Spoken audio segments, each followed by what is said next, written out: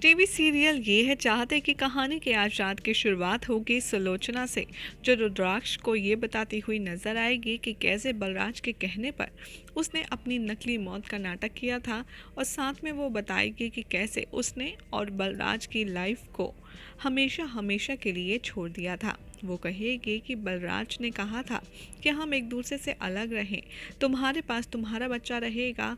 और अब जब वो प्रेग्नेंट थी, रुद्राक्ष को सब कुछ फ्लैशबैक में बताती है सुलोचना, और बताती है कि जब उसके पेट में पल रहा कबीर बहुत ही छोटा सा था, तब डॉक्टर ने पहले ही बता दिया था कि ये बच्चा फिजिकली अच्छा पैदा नहीं होगा। इसीलिए बलराज ने उससे कह दिया था कि अगर तुम्हें इस बच्चे को जन्म देना है तो तुम मेरे साथ मेरे घर में नहीं रह सकती, मुझे इस तरीके का बच्चा नहीं चाहिए जो एक हैंडीकैप हो। बलराज कहता है कि मुझे ऐसे बच्चे का बाप नहीं बनना, और डॉक्टरों ने पहले ही कह दिया है, तो इसीलिए मैं उस एबनॉर्मल बच्चे को अपने साथ बिल्कुल भी नहीं रहूँगा। लेकिन सुलोचना होती है, वो कहती है कि नहीं, चाहे जो हो जाए मुझे तो आप ही के साथ रहना है। लेकिन रुद्राक्ष और राजीव के होने के साथ साथ बलराज खुराना को तीसरा बच्चा नहीं चाहिए था, और इसीलिए उसने अपने बच्चे और अब बीवी को यहाँ से जाने के लिए कह दिया था, और कहा था कि अगर तुमने किसी से कुछ भी कहा तो मुझसे बुरा कुछ नहीं होगा, और मैं तुम्हारे साथ कोई रिश्ता नहीं रखना चाहता, इसलिए तुम अपने इस बेटे को लो और यहाँ से चले जाओ। सुलोचना साथ ही रुद्राक्ष को बताती है कि बलराज कभी भी नहीं चाहता था कि मैं कबीर को जन्म दूँ, क्योंकि वो जन्म से ही फिजिकली चैलेंज एक बच्चा था। इसीलिए मैं तो उसकी माँ थी, मैं अपने ही बच्चे को कैसे मार सकती थी। इसीलिए बलराज के कहने पर बलराज ने कहा कि तुम देख लो, अगर तुम्हें मेरे साथ रहना है तो तुम्हें कबीर और राजीव में से किसी एक को चुनना होगा। अगर तुम कबीर को चुनोगी तो तुम मुझे खो दोगी, अगर तुम राजीव को चुनोगी तो मैं तुम्हें अपने साथ रखूँगा। लेकिन रुद्राक्ष कहता है और आपने कबीर को चुना। रुद्राक्ष के सामने सुलोचना कहती है, हाँ, मैंने अपने कबीर को जन्म दिया। जैसे ही हमने अपने बच्चे को जन्म दिया तब मेरे पास नर्स आई, और उसने कहा कि इस बच्चे को संभालना आपके लिए आसान नहीं होगा, इसलिए बेहतर होगा कि आप कॉल करके अपने हस्बैंड को यहाँ बुला लें और उन्हें इन्फॉर्मेशन दे दें। जैसे ही नर्स के बहुत फोर्स करने पर सुलोचना बलराज को कॉल करती है, वो कॉल नहीं उठाता, और वो बाद में कॉल उठाता है और कह देता है कि मुझे नहीं पता ये किसका बच्चा है, और तुम किसके बच्चे को मेरा बच्चा बता करके कह रही हो, ना तो मुझे तुम चाहिए और ना ही कबीर। और उस टाइम बलराज अपने नए घर को सजाने में काफ़ी ज़्यादा बिजी था, और उसने उससे बात भी नहीं करी। उसी दिन उसने डिसाइड कर लिया था सुलोचना ने कि अब वो उनकी ज़िंदगी में लौटकर कभी भी नहीं जाएगी। रुद्राक्ष कहेगा कि चाहे जो हो जाए, लेकिन अब इतने दिन के बाद मुझे आप मिली हो, आप अब हमेशा मेरे साथ रहोगी। सुलोचना कहती है कि नहीं, बलराज बिल्कुल भी नहीं पसंद करेंगे कि हम उस घर में रहें, और हम नहीं चाहते कि बलराज को दुखी करके हम वहाँ आएँ। रुद्राक्ष कहता है कि नहीं, ऐसा नहीं होगा, क्योंकि अब वो किसी को कुछ भी नहीं कहेंगे, क्योंकि अब बलराज कुछ कर ही नहीं सकते आपके, क्योंकि वो इस दुनिया में है ही नहीं। वो बताता है कि बलराज खुराना की मौत हो चुकी है, जिसे सुनकर सुलोचना काफ़ी ज़्यादा शॉक हो जाती है। साथ ही रुद्राक्ष बताता है कि इतना ही नहीं, इतना टाइम बीत गया है और इस टाइम में सब कुछ हो चुका है, राजीव भाई की भी मौत हो चुकी है। सुलोचना ये सुनकर कहती है कि क्या मुझे किसी ने कुछ बताया क्यों नहीं, आखिर ऐसा क्या हुआ क्या नहीं हुआ। कबीर कहता है कि हम वहाँ नहीं जा सकते, क्योंकि मेरी माँ को इतने टाइम से किसी ने सहारा नहीं दिया, और अब हम वहाँ नहीं जाएंगे। तभी वो कहती है कि मुझे तो पता चला था कि बलराज ने शादी भी कर ली है, इसीलिए मैं उनको भी हर्ट नहीं करना चाहती।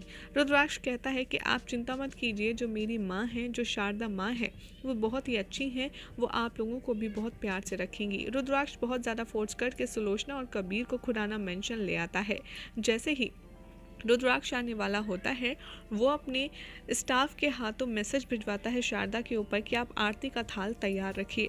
शारदा सुनकर काफ़ी ज़्यादा शॉक होती है, सोचती है कि क्या कौन आ रहा है जो रुद्राक्ष आरती का थाल सजाने के लिए कह रहा है। तभी आहाना कहती है कि मम्मी जी, कोई वीआईपी गेस्ट आ रहे हैं क्या, जो रुद्राक्ष ने आरती का थाल सजाने के लिए बोला है। शारदा कहती है कि बेटा मुझे भी नहीं पता, उसने बस कहा कि आरती तैयार रखो तो मैं ले आई, देखते हैं अब आखिर कौन है।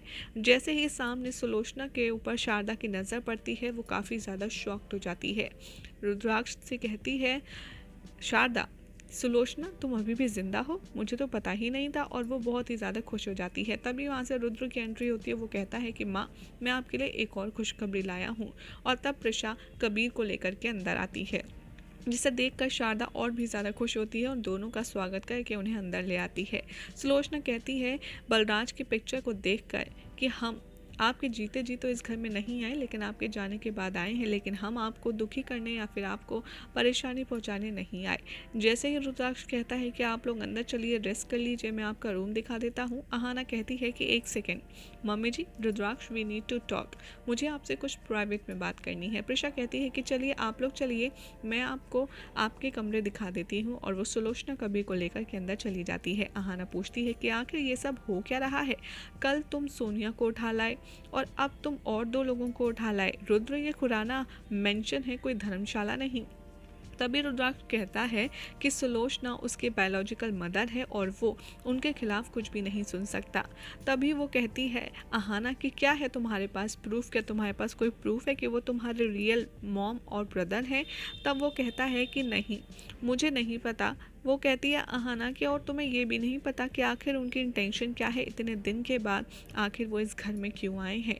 लेकिन रुद्राक्ष सुलोचना और कबीर के लिए स्टैंड लेता है। और तभी अहाना कहती है कि चाहे जो हो जाए, मैं इन दोनों को अपने घर से तो बाहर फेंक करके ही रहूँगी।